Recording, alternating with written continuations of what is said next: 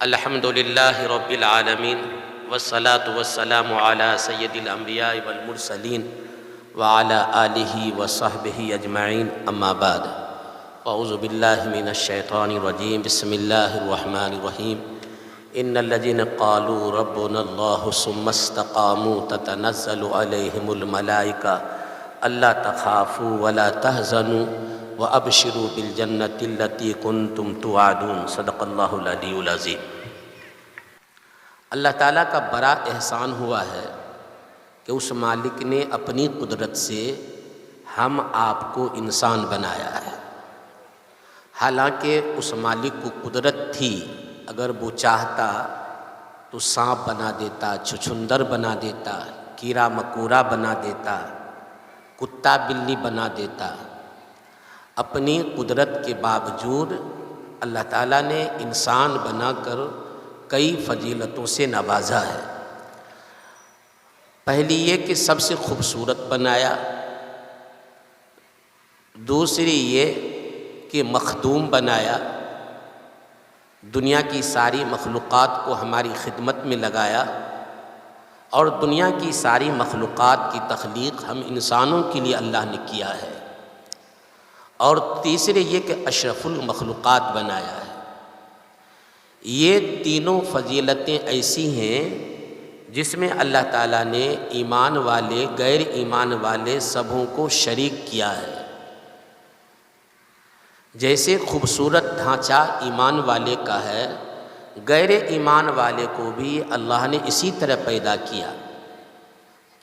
جیسے دوسری مخلوقات انسانوں کی خدمت میں ہیں، ایمان والوں کی خدمت کے لیے ہیں، ایسے ہی دوسری مخلوقات غیر ایمان والوں کی خدمت کے لیے بھی ہیں۔ جیسے ایمان والا اشرف تمام مخلوقات میں سے اشرف اور بہتر ہے، غیر ایمان والے بھی تمام مخلوقات میں سے اشرف اور بہتر ہے۔ لیکن اللہ تعالیٰ نے انسانوں کو یہ ظاہری فضیلت دی ہے۔ انسانوں کی باطنی فضیلت کے لیے اللہ تعالیٰ نے اس ایمان والے کو، اس انسان کو ایمان و اعمال سے آراستہ کیا ہے۔ باطنی انسانوں کی قیمت کا مدار ایمان و اعمال پر ہے۔ اس کا ایمان و اعمال کا معیار جیسا ہوگا، اللہ تعالیٰ اس کی اسی طرح قیمت لگائے گا، اور اسی ایمان و اعمال جو اس کی باطنی اور روحانی قیمت ہے، اللہ تعالیٰ نے اسی کے لیے نبیوں کو بھیجا۔ نبی اسی لیے آئے تاکہ انسانوں کو بتائے تمہاری قیمت کا معیار کیا ہے، تمہاری اللہ کے نزدیک روحانی قیمت کا مدار ایمان و اعمال پر ہے۔ اب آج کے دور میں اس ایمان والے نے اپنے ایمان و اعمال کو چھوڑ دیا، نماز اس کے اندر نہیں، روزہ اس کے اندر نہیں، اخلاقیات اس کے اندر نہیں، معاشرتی زندگی کی بہتری اس کے اندر نہیں، تمام خامیاں اس کے اندر آ گئیں۔ تو ہم ایک مثال آپ کو دیتے ہیں۔ اللہ تعالیٰ نے دنیا کے تمام انسانوں کی مثال ایک عطر کی شیشی کے مانند بنایا ہے۔ عطر کی شیشی، وہ اگر کوئی مبارک اور بہتر جگہ میں ہو تو وہاں بھی وہ عطر ہی کہلائے گا، اور کوئی عطر کی انتہائی خوشبودار شیشی کو غلاظت میں پھینک دے، کچروں میں پھینک دے، گندگیوں میں پھینک دے اس شیشی کو، تو میرے بھائیوں، میرے بزرگوں، میرے دوستوں، وہ عطر کی شیشی گندگیوں میں رہنے کے باوجود عطر ہی کی شیشی کہلائے گی۔ بس آپ مثال سمجھ گئے ہوں گے کہ ہمارے اہل وطن بھائیوں کی مثال غیر ایمان والوں کی مثال بھی عطر کی شیشی کے مانند ہے، اور مومن کی مثال بھی عطر کی شیشی کے مانند ہے۔ لیکن دونوں میں فرق یہ ہے کہ ہمارے جن کے سینوں میں ایمان نہیں، وہ عطر کی شیشی ہی ہیں، لیکن وہ اپنا مقام، اپنی جگہ شروع ہی سے گندگیوں کو بنائے ہوئے ہیں، शुरू ही से नापाकियों को बनाए हुए हैं। उनका मकाम गंदगी की जगह है, जहां शिर्क व कुफ्र की गंदगियां हैं, वैसे वो भी इत्र की शीशी है। और मुसलमानों की मिसाल भी इत्र की शीशी के मानिंद है, लेकिन इसका ठिकाना एक अच्छी चीज होने की बुनियाद पर इसकी जगह, मुनासिब जगह में इसको रखा गया है। अब इस ईमान वाले ने ईमान और आमाल को छोड़कर, अखलाकियात को छोड़कर, अल्लाह के हुक्मों से दूर होकर अपना मकाम, अपनी जगह इत्र की जो शीशी के मानिंद है वहां से हटाकर गंदगियों में ले आया, गंदगियों में रहने लगा।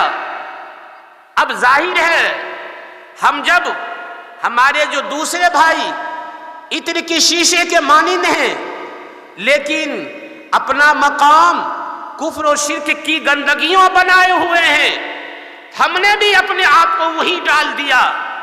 तो डाल तो दिए, लेकिन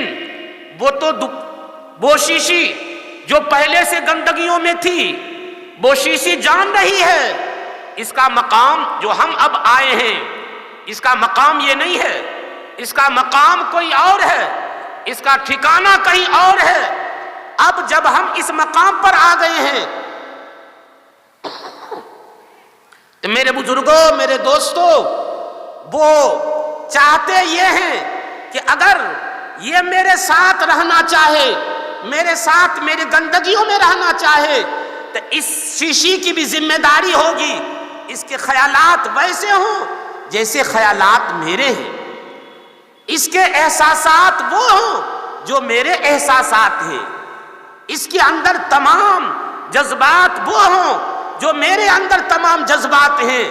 मेरे बुजुर्गों, मेरे भाइयों, लेकिन वो तो जान रही है शीशी, इसके साथ मेरा इत्तेहाद नहीं हो सकता, इसके ख्यालात अलग हैं, इसके एहसासात अलग हैं। इस बुनियाद पर उनके साथ रहने के बावजूद वो अपना कहने को तैयार नहीं हो रहे, वो अपना नहीं कहेंगे चाहे आप जान गंवा दें, वो अपना नहीं कहेंगे चाहे आप अपने आप को मिटा दें। इसलिए आपका मकाम मर्तबा ये था, आप अच्छी जगह रहते थे और इन कचरों को भी निकाल कर आप समझाते थे, आप बुझाते थे, आप मेहनतें करते थे, आप जिम्मेदारियां वाज़ेह करते थे, आप प्यार मोहब्बत देते थे, और प्यार मोहब्बत देकर उस शीशी को समझाकर उसका मकाम मर्तबा बतलाते थे।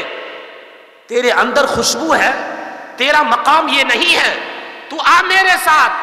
तो आपकी तो जिम्मेदारी ये थी उस गंदगी से उठाकर उस खुशबूदार शीशी को अपने साथ करते। अपने साथ तो क्या करते, हम ही उसके साथ हो गए।